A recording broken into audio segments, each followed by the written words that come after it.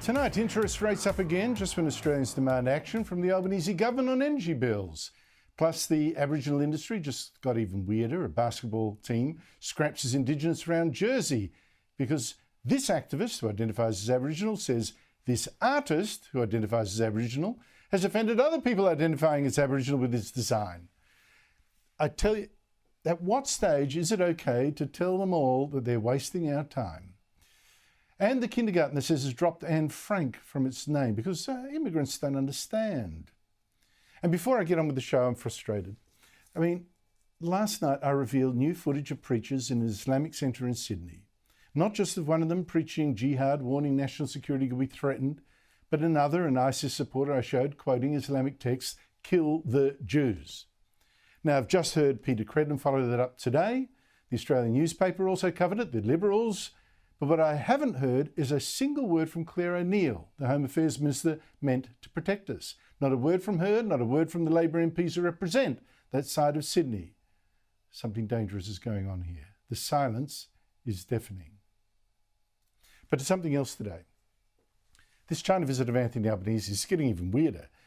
Let me ask you, have you ever wondered what world leaders actually talk about when the doors close, shutting out the rest of the world, just them and them? It's like, right, you know, let's sort it out, you and me, mano a mano, tin tacks. Like this visit. What did Albanese actually discuss with China's dictator Xi Jinping in the first visit that China has actually allowed from our Prime Minister in 7 years? Did Albanese bang the table and say, you got to stop threatening us, stop hacking us? Did President Xi say, well, Albo, you're right. Between you and me, here's the deal. All those trade bans we've hit you with, well, I know they're unfair. They've dropped. Okay, all of them. Amici. Or sorry, a Penyao Men. But straight after the meeting, Albanese, in fact, rushed out with this hot take of what had actually gone on.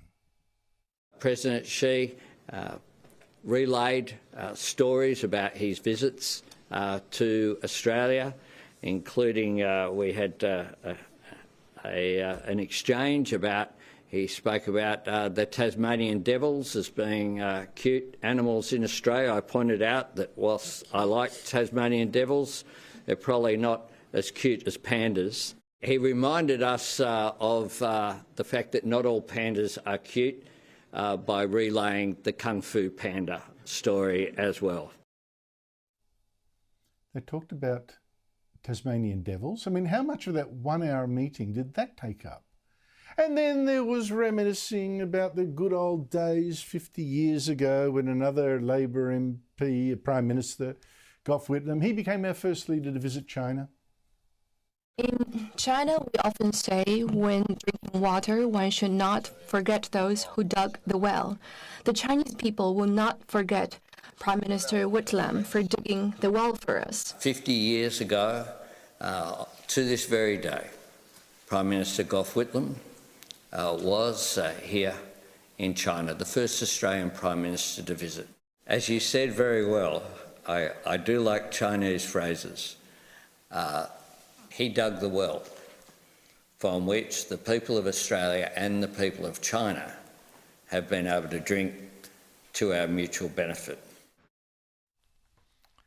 We waited 7 years for this stuff. But it does seem President Xi actually wasn't interested at all in solving any differences at this meeting. He was there for the pictures. He didn't even raise the problems that China keeps saying it has with our AUKUS deal with the US and Britain to get nuclear submarines to defend ourselves from China. Xi at this meeting couldn't even be bothered discussing it in between chatting about Tasmanian devils and good old Gough. Although Albanese did say he himself ticked off a couple of boxes. AUKUS didn't come up explicitly. We discussed, though, regional stability, and we discussed the need for example, on Taiwan. I reiterated Australia's support for the status quo. But Xi gave him nothing, which is why Albanese later insisted this was never going to be a transactional meeting, you know, I give you, you give me. And that's the basis of a relationship. It isn't one where everyone just ticks off and agrees. So what was this all about, really, apart from being able to talk face to face, which I guess is an advantage? After all, Albanese gave up some things to get this meeting and decided to let China keep its lease on the Darwin port. He's muted public criticism of China's aggression in the seas to our north, and he comes away with nothing? He might be forgiven for thinking he was played like a fiddle.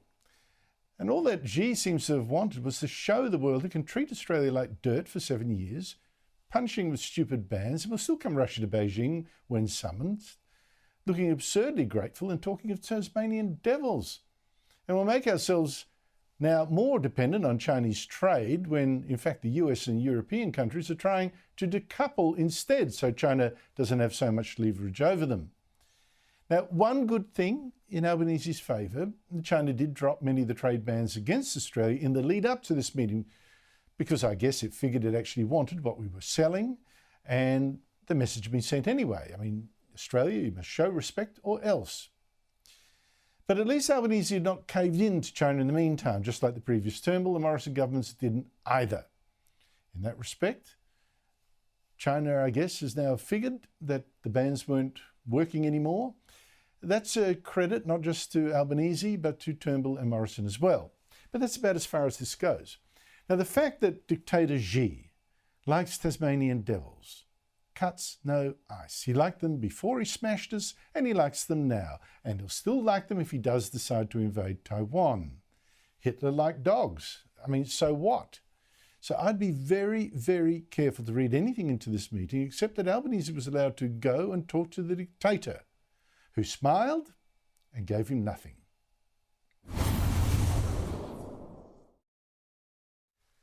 But just to the opposition for a moment, it's becoming clearer that something that looked impossible just a year ago is no longer.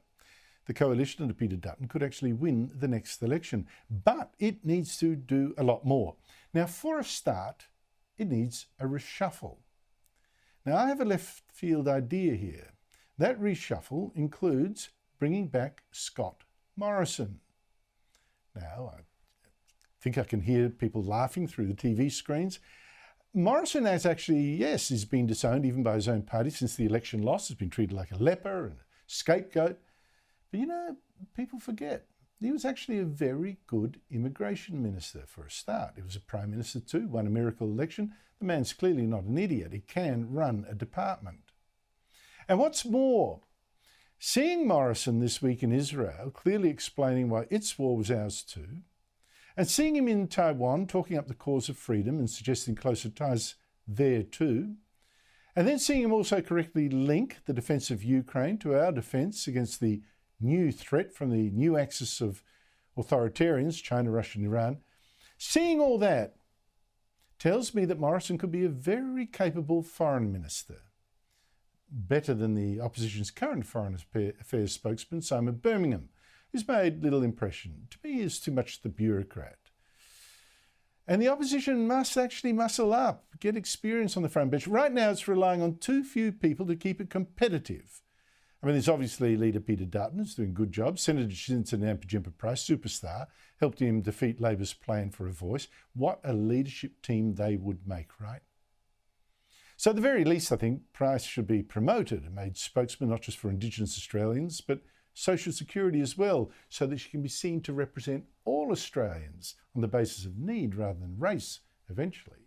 And some other coalition front benchers have also done well. James Patterson on just a few minutes ago, Andrew Hastie, you'll hear from him soon, Jane Hume, Dan Tehan obviously, a handful of others, Michael Sukkar, Barnaby Joyce, Michaela Cash, a few others. But let me read out the names, and I'm sorry to sound so mean to them, but let me read out the names of some other people who are on the opposition's front bench, supposedly ministers in a future Dutton government. Angie Bell. Heard of her? Nola Marino. No? Admittedly, just an assistant shadow minister, but still. How about Kevin Hogan? Melissa McIntosh? I won't go on. I've made enough enemies right there. Yet there are, meanwhile, sitting on the backbench, untapped, are coalition figures who have made much more impact. And if the coalition wants to get into fighting shape, they should be given shadow ministries instead. Some come with considerable experience. I mean, I ask you, do you think it makes sense that Matt Canavan, the whip-smart former Resources Minister, is not on the front bench? Or Keith Pitt, another former Resources Minister, twiddling his thumbs? I'd also add newcomer Keith Woolahan. I mean, it's too left-wing for me, but he's smart, need balance. Another newbie, Garth Hamilton, very thoughtful. I'd even bring back Julian Leeser. That's how forgiving I am, despite him betraying Liberal principles by voting yes to the Voice. But what I'm saying is that the Liberals now need to show that they can be trusted with government. And experience counts, and so do smarts. The opposition under Peter Dutton now have a sniff of victory. With Labor struggling to connect to battlers, with cost of living going through the roof, a reshuffle over Christmas could really set them up, and Scott Morrison could well be part of that.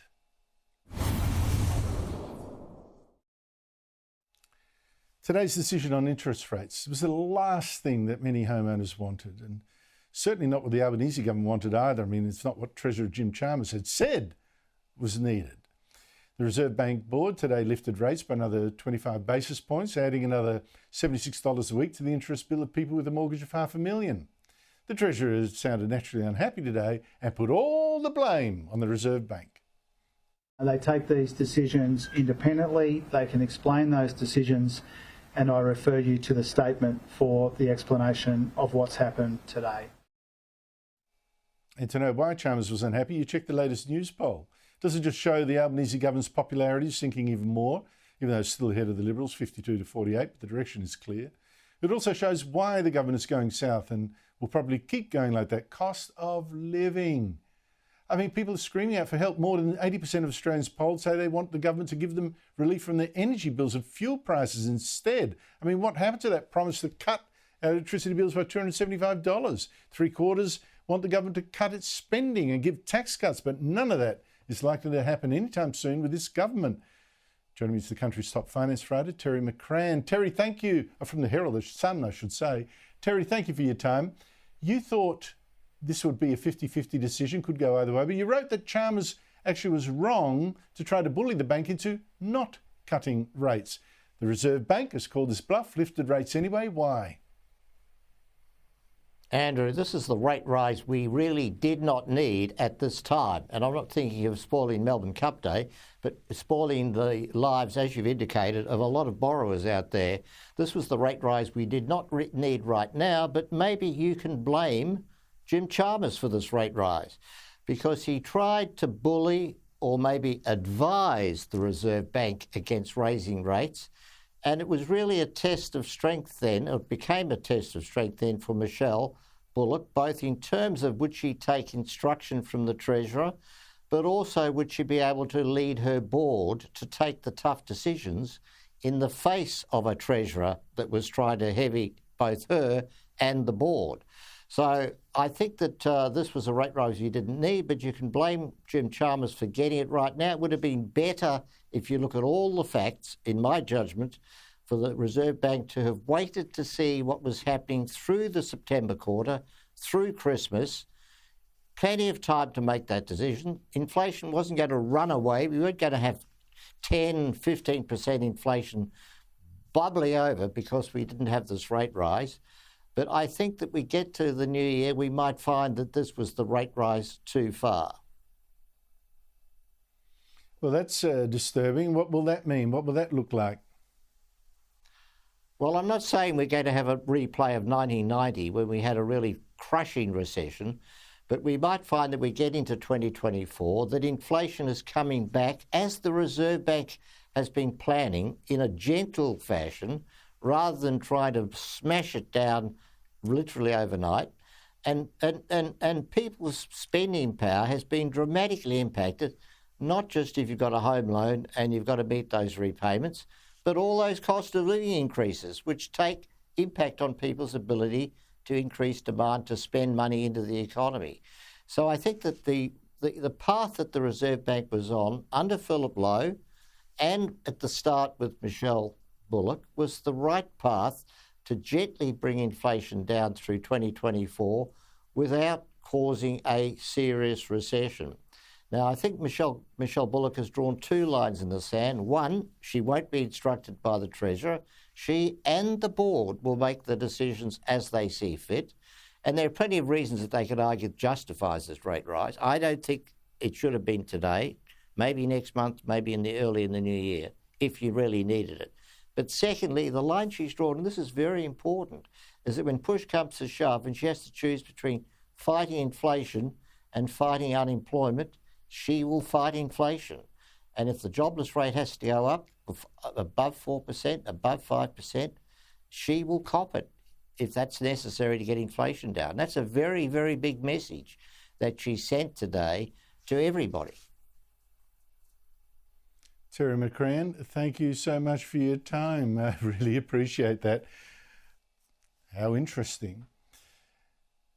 But listen, I better track back to what I said before. Maybe I've been too negative about the Prime Minister having a big summit with China's dictator to talk about whether Tasmanian devils were nicer than panda bears. I mean, I don't know, maybe it is a big issue. I mean, you decide. Panda bears, is Albanese right? Cute little buggers, or Tasmanian devils, is China's dictator right? Very interesting animals. The fate of the world could depend on that answer. But anyway, let's talk to an expert about all this stuff. Michael Shoebridge, a former senior official of our intelligence and defence organisations and now head of Strategic Analysis Australia. Michael Shoebridge, I've been cynical. Bring me back down to earth. What did Australians get out of this meeting between our Prime Minister and China's President? Well, Andrew, I'd like to bring you back down, but I think I agree with you. There was an air of unreality about this whole thing. The pandas, Kung Fu Panda, Tasmanian Devil, and all about deepening trade and growing trade when, as you said, the rest of the world is trying to reverse quietly out of the room with the Chinese economy. And foreign executives and business are under increasing surveillance and risk of arrest there. So quite bizarre. We gave up a lot to get it. And the view from Washington must see this as a totally surreal exercise. He's in Washington urging Biden to spend billions on AUKUS before we do, change congressional laws, force the US Navy to give us submarines. And then this is all about China. He turns up at China and it's all pandas and increasing trade. It does look odd. Oh, it's like... Look, I don't want to stretch the analogy. I've made it once already, and anyone who mentions Hitler loses an argument. But seriously, a little bit like Chamberlain going to Germany in 1939 and coming out saying, hey, the good news is that Hitler likes Alsatian dogs. Seriously. But I tell you what, China really lavished the love on Anthony Albanese again today with the Chinese Premier, Xi's number 2, calling him handsome. Have a listen. People were saying that we have a handsome boy coming from Australia. And then there was Anthony Albanese actually soaking up all this pomp and ceremony laid on to soften him up. Here he is. A banquet lunch as well, where the band learnt 5 Australian songs, including I Still Call Australia Home and Click Go the Shears. Just shows the extent to which our hosts have gone out of their way to show us courtesy and respect. Looks like with Anthony Albanese, flattery is best administered with a trowel. Has China actually softened Michael Shoebridge? Has it decided to play nice? Is it genuinely friendly to Albo? No more talk of war? Is something else going on? No. Behind the curtain, the Chinese military is doing the same aggressive manoeuvres, including against our own military in the region. But what is not happening is the government and the defence organisation here are no longer talking about it for operational security reasons. So it's the same China, but we've got this moment of stability, apparently, achieved by Mr Albanese and Penny Wong. The problem is you cannot have a stable relationship with a destabilising power that's seeking to dominate our region militarily, politically and economically. So this is a vanishing moment of stability. And I think the truth of the relationship was all about the lack of trust and about what happened in Washington, which is all about deterring China from going to war. Can I just ask you quickly, I'm almost out of time, but you mentioned we gave up a lot of things to get this meeting. You just mentioned when the defence establishment now isn't talking much about these military threats and confrontations. Is that what you mean? Is there something else?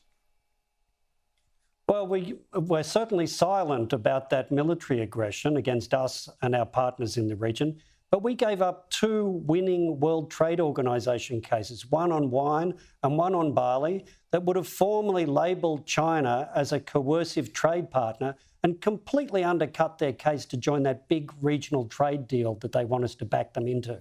We gave that up for 1 hostage being released and 2 left in prison, and still some sanctions on things that they're all smiling about.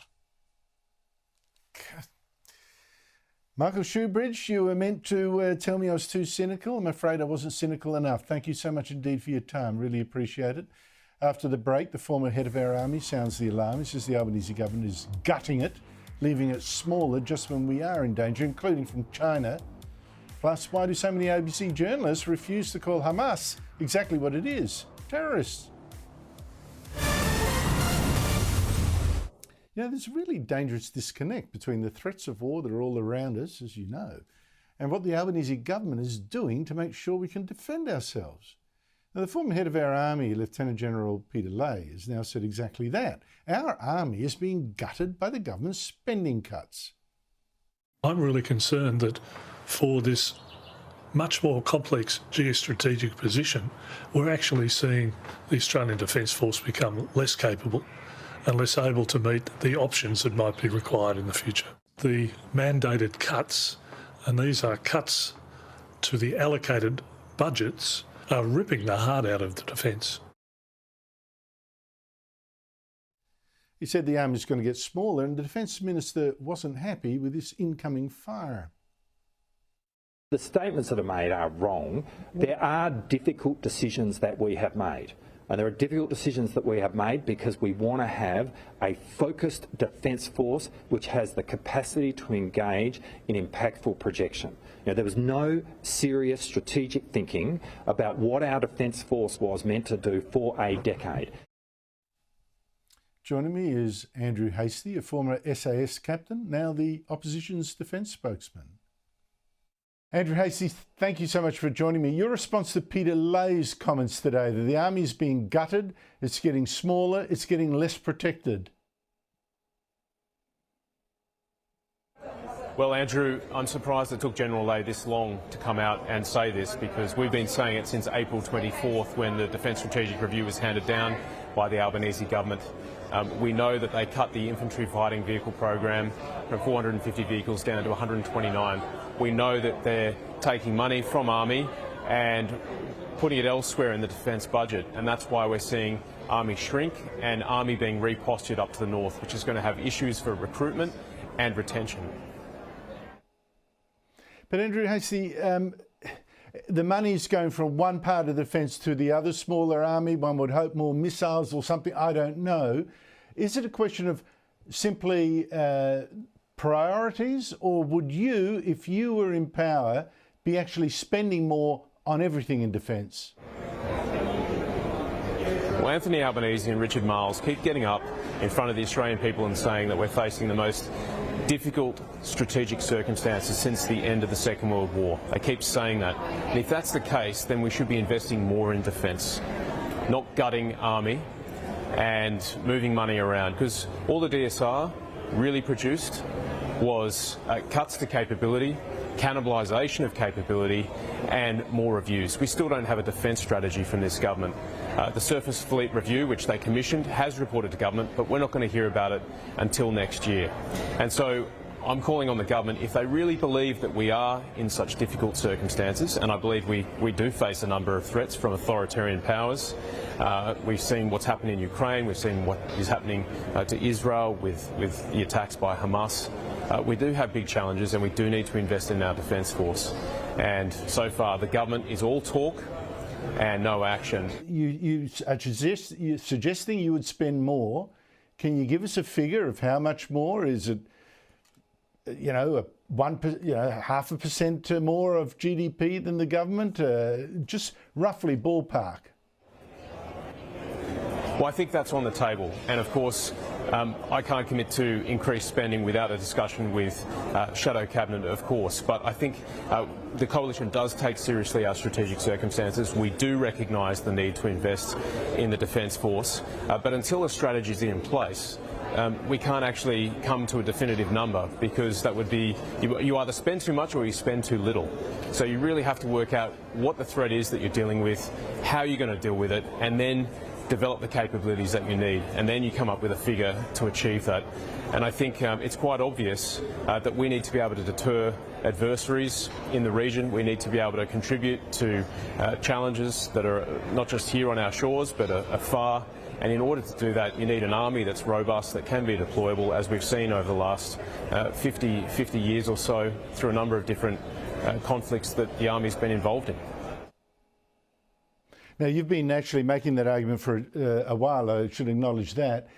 The government seems to be putting almost all its eggs in one basket, the submarine project. Now, the thing about the submarine project is not just that it seems to be delayed, the Americans aren't handing over the technology yet that we need, but the other point is this. The plan is to build most of the subs ultimately in Adelaide, and that means massive extra costs. The whole project, an incredible $368 billion, although that is over 30 years. Former Foreign Minister Alexander Downer says building them in Adelaide is a fantasy, just adds to the cost. No political party dares say so. Do you? Look, that figure, I think, was very unhelpful. $368 billion over 30 years within the defence budget as it exists now. And so, really, the defence budget's about 67% of overall Commonwealth spending. So I think that number's unhelpful, and Labor, again, showing how ham-fisted they are with public advocacy. But build the submarines in Adelaide or not? Would you pull the plug on that? Well, if I was the Minister for Defence, I'd be doing everything I could possibly do to get Adelaide ready to build the submarines. That's the plan as it exists now. Alexander Downer's entitled to his view. My personal view is that we need a strong industrial base. We need to be able to build ships here. We need to be able to build submarines here. We did it with the Collins class. We've learned a lot of lessons there. And if we're partnering, as we are, with the UK and the US, I believe we can make this happen. But government has to lead, and so far we're seeing a lack of leadership from Anthony Albanese, we're seeing a lack of leadership from Richard Marles, and we're not seeing leadership from the WA state government. Andrew Hastie, good to catch up with you. Thank you so much for your time. Thank you, Andrew. Always a pleasure. You know, there's something that's flown under the radar in the coverage of this awful war that Hamas started against Israel a month ago today. In Britain, there's a huge debate about the BBC, their ABC, about the BBC refusing to call Hamas a terrorist group. Israel's condemned the BBC for just referring to them as militants. But the thing is that our ABC does almost exactly the same. Hamas is listed here officially as a terrorist group in Australia by our security agencies. And, of course, we've seen why. I mean, terrorist is business, horrific slaughters, still 250 Jews held hostage now for a month. But the ABC tends to avoid describing Hamas that way. It's reported that Hamas is listed as a terrorist group. It does that. It quotes people saying it's terrorists, but its journalists prefer themselves to refer to Hamas as militants and a militant group. You check the reports, Hamas militants, and again, Hamas militants, or plain militants, or again, Hamas militants. For variety, Hamas gunmen or Hamas-led militants, and then back again to Hamas militants. And this morning, on the ABC was exactly the same treatment for another Islamist group listed here again as terrorists. Is it looking increasingly like Israeli forces may enter a second conflict, this time with the Lebanese militant group Hezbollah? Joining me is Sophie Ellsworth, media writer for the Australian newspaper. Sophie, the ABC's boss told the Senate this year, well, the ABC uses both militant and terrorist to describe Hamas, but my search suggests that's an exaggeration. I found only a couple of journalists who themselves say Hamas terrorists. In the vast majority of reports, it's militants. Should the ABC say plainly, Hamas, they're terrorists? Well, Andrew, I did some searching myself and came to the same conclusion as you, that they seem to be quite frightened to use the word terrorists. And yes, they should be using it. They are deemed a terrorist organisation. There's no disputing that. But interestingly, I was reading up on the BBC, their reasoning behind it, and their World Affairs editor, John Simpson, said, they go down this route that they don't deem them terrorists because basically that's not an objective view, and it's up to the viewer or the person consuming the news to make up their own minds. So they're not going to use such loaded language. And the BBC has been absolutely hauled over the coals for this, Andrew. These taxpayer-funded organisations seem pretty reluctant to use the word, and it seems quite ridiculous, really.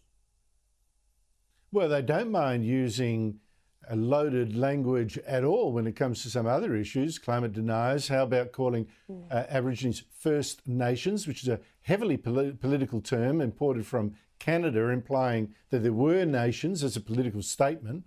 This is ridiculous. First Nations is okay, but not calling Hamas what it is, that's not. The BBC, right, what's going on there with this? Because it's becoming a huge embarrassment for it about its policy of, to many, sanitising the Hamas terrorists that have caused this war. Well, that's right, Andrew. Ever since this whole war started, the BBC has been under the spotlight for not using the word terrorists. And the media over there in the UK has been heavily critical of the BBC. They're always under the spotlight like the ABC are here, but they say it's against their policy and they won't be using that language. So go figure, Andrew. But this is where I think the media lets down the punters out there. Call them out for what they are. And you're damn right, Andrew, like this language with the First Nations, that is very partisan language. The Indigenous Australians, you rarely hear on the ABC them say Indigenous Australians now. It's always First Nations.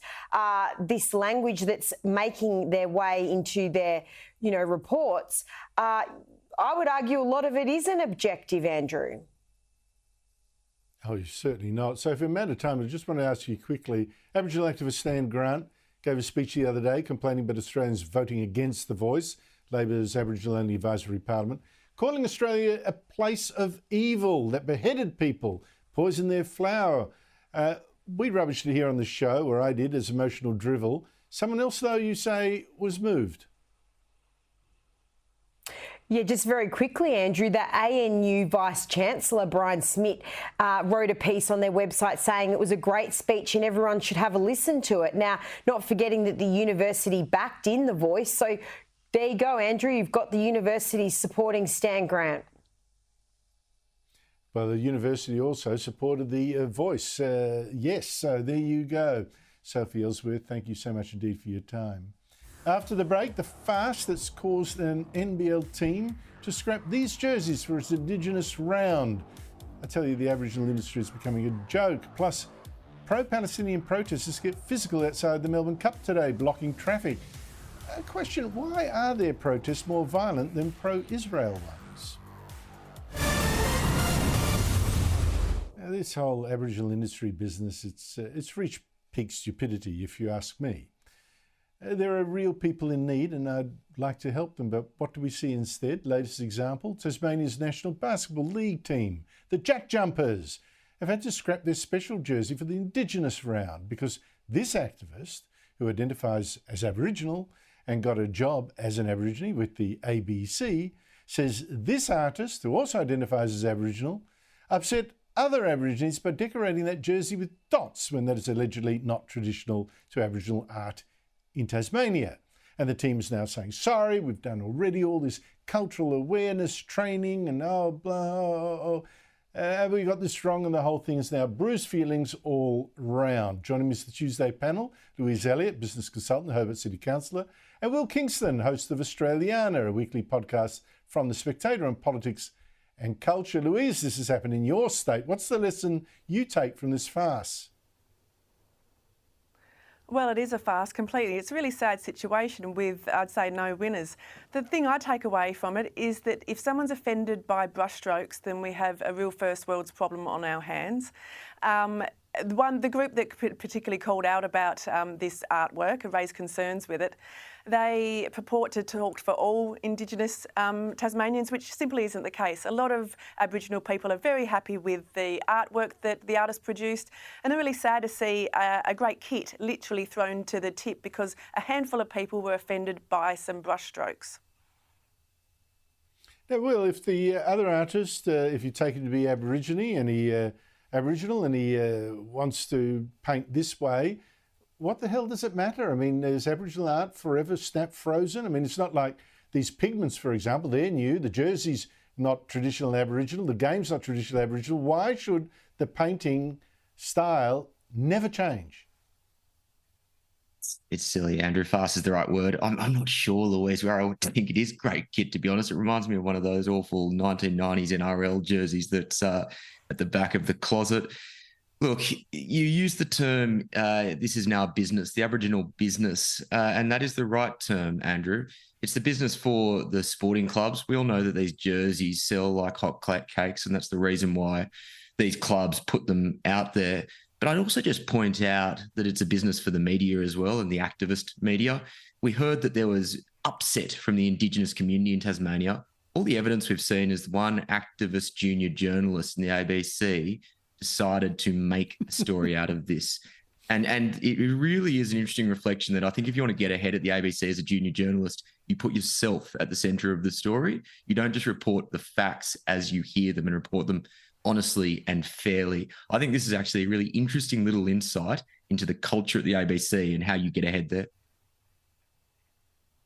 Yeah, I think someone who shares half his surname from the Tasmanian Legal Centre, I think Aboriginal Legal Centre, also said, oh yeah, no, he's right. So maybe it's two, I don't know. Look, the whole thing's ridiculous. And also sad, if you had one of those beautiful watercolours by Albert Namatjira, you know, of gum trees and all that, they sell for about 30, 40,000. If you put that on the jerseys, that's not traditional either, can't have that, insult to Aborigines. I mean, the whole thing's a joke. The Melbourne Cup today was won by Without a Fight, the horse. But outside the Flemington course, pro-Palestinian protesters, lots of fight in them. They were fighting police. They were fighting the traffic, blocking it, getting arrested. The contrast with pro-Israel protests is again stark. Here's the latest pro-Israel protests in Melbourne. People quietly pushing prams with a picture of some of the 250 Jewish hostages held now for a month by Hamas terrorists, including this 4-year-old girl. Again and again, we see this contrast. Louise, pro-Palestinian protests, aggressive, screaming, threats. Pro-Israel ones, quiet, not in your face at all. There seems to be a message here. Yes, the contrast is very stark, and those pictures of the women pushing the prams, that's really quite powerful in contrast to aggression and disruption that we're seeing. But I think across the board, people want to see protests calling for peace and democracy. And that's what we need to be seeing outside our various public places, not aggression and disruption as we have in the case here with the Melbourne Cup. Yeah, but it seems some of these causes are a licence to hate and people love it and get in people's faces. And I guess it's all summed up, Will, with this. Melbourne's Beth Weizmann Centre displayed the photos of those hostages held by Hamas. Overnight, a pro-Palestinian activist then vandalised it. I mean, with graffiti there. What does all this mean to you? There is a deeper, uncomfortable truth here, Andrew, and that is that not all cultures are equal. Israel is based on Western liberal democratic values. Most countries in the Middle East are not. That is broadly reflected by their respective supporters. Unfortunately, there are very few people in Australia, across the Western world, who have the courage to call out this basic truth because they're too scared of being called a racist. We conflate culture with race in society at the moment. We need to get more comfortable with saying we support particular cultures, we support the people that support those cultures, and that there are unfortunately elements of other cultures which don't share the same values we do, and they should be called out as such. And there needs to be that level of fearlessness in having this conversation, because I'm sick of this moral equivalence that currently is displayed in the support of Hamas and support of its supporters. Might be a little worse than you think. I keep getting legal advice, or you can't talk about cultures being different like that, and one being good and one bad, and that's offensive to some people and all that. Which means, in my view, that you can't have an honest argument, because in the title of one very impressive book called Culture Counts, I think it was, Culture Does Count. Culture does count. And until we can have a discussion of that, free of the fear of being sued to buggery by someone with very tender feelings, like whoever complained about that Tasmanian shirt, we're never going to get anywhere. Just quickly to something curious in the United States, Louise, a bad language alert. In March, a transgender male, born female, Audrey Hale, went on a shopping spree in a Christian school, murdered 3 9-year-olds and 3 staff. She was killed and reportedly left behind a manifesto that the FBI has refused to release, but now has apparently reportedly been leaked, some of it full of the new anti-white racism, victim politics of the left. Censored, it says, I wish to shoot you weak-assed D's with your mop yellow hair, want to kill all you crackers, meaning whites, want to kill all you little crackers, bunch of little effers with your white privileges. Now, if this is confirmed, some say it has been with the FBI sources, this seems a crime influenced by the race politics and victim politics and transgender politics of the far left, or not?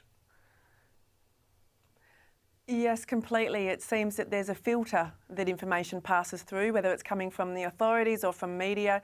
If the perpetrator happens to be a person in a minority group, then there's a special filter applied in terms of what the public can and can't see. So it's curated for them. But one of the key questions I have here is that this crime has been reported as being done by a she. We thankfully, we don't have many female mass murderers, which is what this person is. So I want to know, is that crime reported as being the crime of a man or a woman? Good question, good question. Louise Elliott, Will Kingston, thank you both so much for your time. Really appreciate it. Catch up with you next week. After the break, the kindergarten that wants to stop naming itself after Anne Frank. It says, well, immigrants don't understand it anyway, and it wants to be inclusive. And Rowan Dean after this. I thought local councils were here for helping local residents with their roads, rates, rubbish, that sort of stuff. But some of these councillors seem to think they're in charge of Australia's foreign policy as well. Melbourne's Marybeck City Council, which used to be Moreland City Council until it was given an Aboriginal name, as is the way we have a Socialist Alliance sort of group of councillors, it's tomorrow going to meet to tell the Albanese government, to tell the Israeli government that the war in Gaza has got to stop. Joining me is Rowan Dean, editor of The Spectator Australia and host of Outsiders here on Sky News every Sunday at 9 a.m. and going gangbusters. Rowan Dean, are you happy for Marybeck College to put in its 2 cents worth on foreign affairs? Well, it's about time, Andrew. I mean, what took them so long? I mean, this is a really important international development. And people around the world should look to Marybeck Council tomorrow for their Greens meeting and hear exactly what they have to say. Because what I'm hoping is that the councillors, the Green councillors of Marybeck, it used to be called Moreland, by the way, in Melbourne, but it's now Marybeck. But the councillors of Marybeck tomorrow, what I want them to decide, Andrew, clearly they're upset. They're calling for the Israelis to stop the Israeli bombardment or whatever of Gaza. I think a much better idea would be for the councillors to offer to do a trade with Hamas, so that the councillors would go over to Gaza and help out and do whatever they can in Gaza, and Hamas, a select group of Hamas, the same number as on the council, would come to Melbourne, and then they could go around, for example, collecting the rubbish bins. So as they went round Marybeck or Moreland collecting the rubbish bins, they could shoot a few dogs, they could rape a few women as they're putting out the bins. Then they could fix some potholes, which is what councillors do. As they're fixing the potholes, they could, shoot up a few houses, they could go in, cut off a few people's limbs. They could behave as Hamas always behaves when given the opportunity. So I think it's a terrific opportunity for a cultural exchange, Andrew, and I look forward to the councillors of Marybeck arriving in Gaza and helping the Hamas cope with the situation they find themselves in. The raping the women is a bit much there, but I've got to say, Rowan, I prefer that the councillors of Marybeck do a very great thing by suggesting that one of them, just one of them, and maybe all of them, offer themselves as hostages in place of the 250 Jews that Hamas holds. And then they I think that's an excellent idea, Andrew. I think that's spot on. Absolutely. They would have such an education as well. It'd be marvellous. I couldn't wait for them to come back, if indeed they ever do, to tell us what marvellous hosts Hamas are. Exactly. But listen, 100%, something that Andrew. worries me a little more, just as much actually, stunned me, in fact, when I read it today. A kindergarten in a town in East Germany doesn't want to be named after Anne Frank anymore. That's the Dutch Jewish girl, wrote that famous story about hiding from the Nazis for 2 years until her family was betrayed, and she died in a concentration camp just 15 years old. Now, the head of the kindergarten says, well, the name of the school now is too hard to explain to children when so many of them are from immigrant families. And she wanted a name that was more inclusive. What does this tell you? Well, I think this is symptomatic. It's really disturbing, and particularly only a few weeks after. So, as you said, the story of Anne Frank, every child should learn that story. In the West, we value resilience, we value heroes, we value people who fought against evil, survived against evil. The story of Anne Frank, I mean, I remember as a child going to Amsterdam to the house. It's one of the great stories all children should learn. A young innocent girl who survives against evil, survives against the odds, and actually records her experiences during that terrifying period. Well, what a surprise. It's only, we never thought we would see that again. Never again was the promise. But in fact, we've just seen in the last month, as I was just saying earlier, in Israel itself, we've seen Jewish children hiding in attics and safe rooms and being butchered by people every bit as bad as the Gestapo or the SS. So the story is more relevant than it's ever been. It's a story that gives faith, gives hope, sheds light. And to ban that story or to say that we're discarding that story because of diversity and inclusion just gives the lie, Andrew, to everything we've ever been told about diversity and inclusion. Everything that the woke multiculturalism has tried to do, it's a lie. It only works one way. There is basically inclusion means exclusion. We will exclude this wonderful story of a Jewish girl because she's Jewish, and we're in a presumably largely Muslim suburb of Germany. We don't know if it's Muslim, we are not but I have to say, diverse at all. We have a mono-woke culture which is infusing Western Europe, and the absolute lie that we were given, that multiculturalism meant new cultures would come, we would all be enriched by it. No, it's worked in exactly the opposite way, as we are seeing throughout the world, unfortunately.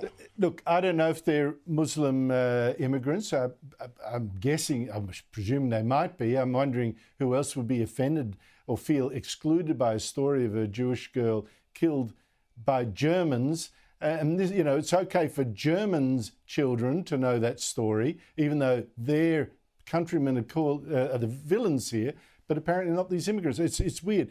But the other thing is, this idea, oh, the children don't know about it. Isn't the whole idea about school to teach them what's important? To tell them. It's not to adapt to their ignorance. It's to actually teach them what they don't know. I don't get it. And this is what is happening, Andrew. Throughout the West, we are seeing those heroes, those values that we had being eradicated in favour of new woke values. Rowan Dean, you're absolutely true. Turns out that immigration has been an invitation to actually change our culture. Demographics changes the culture, particularly if you insist, oh, I must now do what the immigrants say because otherwise offence and inclusion. I think it's quite sad what's going on in some parts, particularly Labor politics. Rowan Dean, thank you so much indeed for your time. That's it from me. Coming up next, Chris Kenny. Take it away, Chris.